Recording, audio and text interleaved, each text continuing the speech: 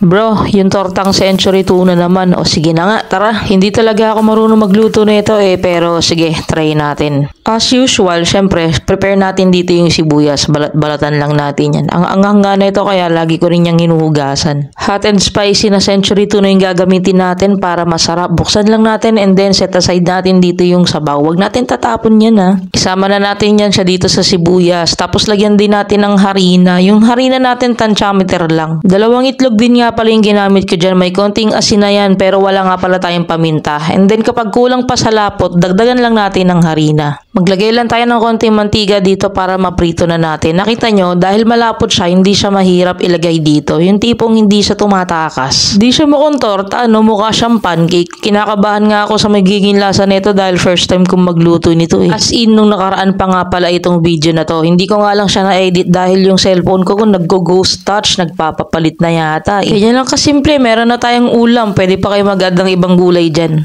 So yun, good morning mga pre. Kain na tayo.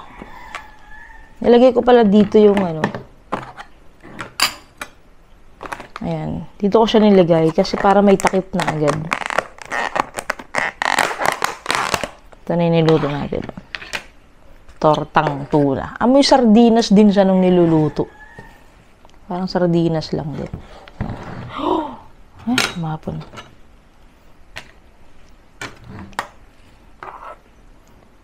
Itong kanin ko, ito yung 20 pesos na bigas na binenta sa mga factory sa Olongapo, SBMA. Okay naman siya. NFA ata to. Pero pwede naman. Hindi naman siya matigas pag kinain. Tapos pag pag sinangag mo naman siya, masarap. Tapos ito yung oil nung ating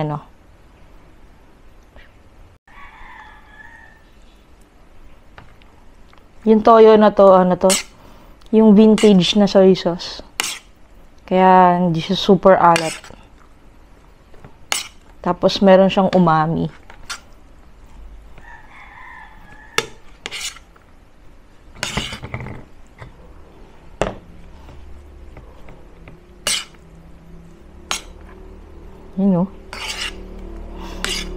Makulay lang talaga siya kahit hindi marami yung mo. May maliit. Tapos may malaki. Kakamay sana ako, mainit pa yung kanin. Ayun po.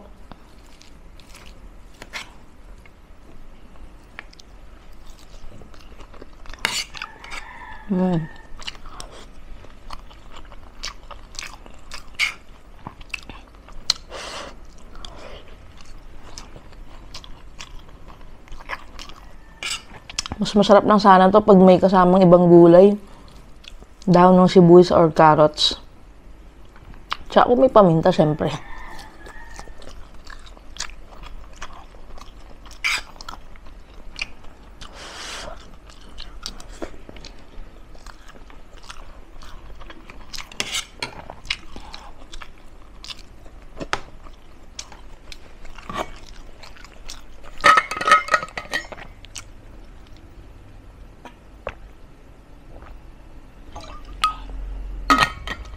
Yung datingan niya parang pancake no?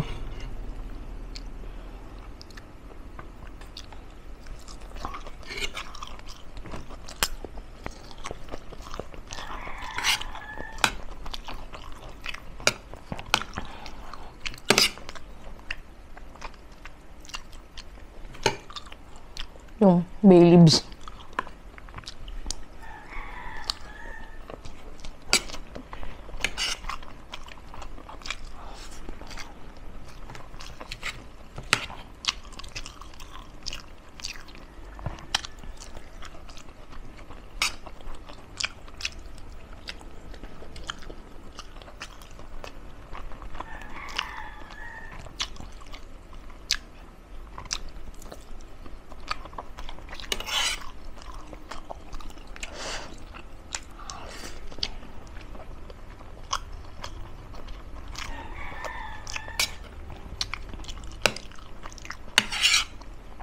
Dapat pala din ang dagok pa yung sibuyas. Sarap.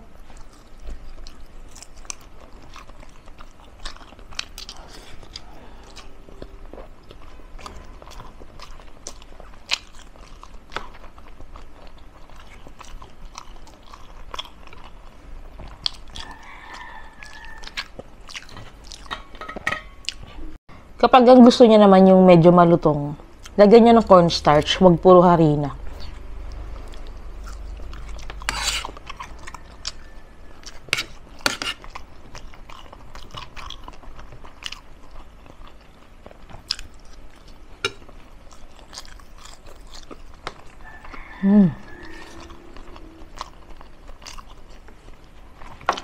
Damin pa oh.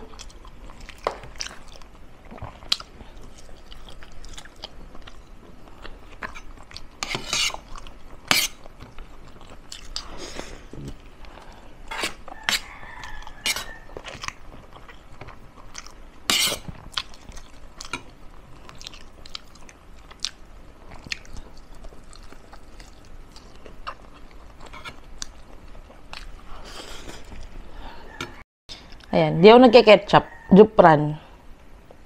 O kaya tomato ketchup. Di ko alam kung ano yung mga pinagsasabi ko doon sa video na nakorap. Ayan guys.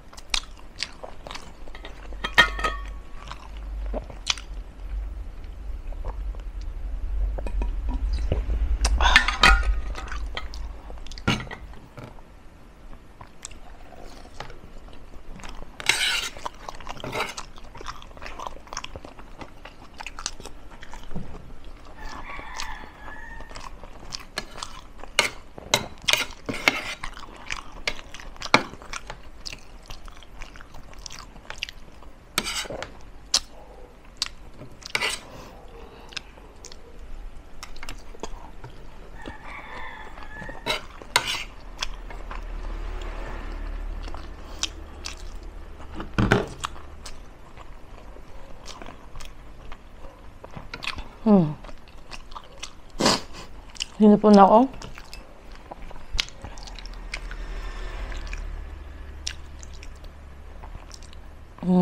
Kaya pala masarap. Gawa pala sa bell pepper yung Jufran, yung sweet chili sauce. Ngayon ko lang din na napag-tripan tignan. Maliit.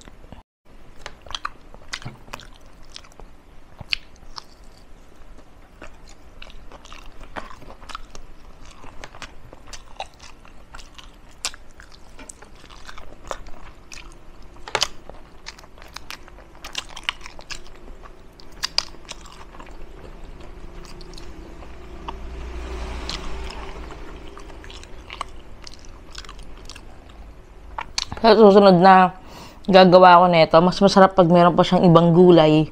Para torta talaga, no? Tapos, hindi puro harina lalagay ko. Kasi mas masarap pag may konti siyang lutong eh. So, siguro mas madami yung cornstarch kumpara sa harina.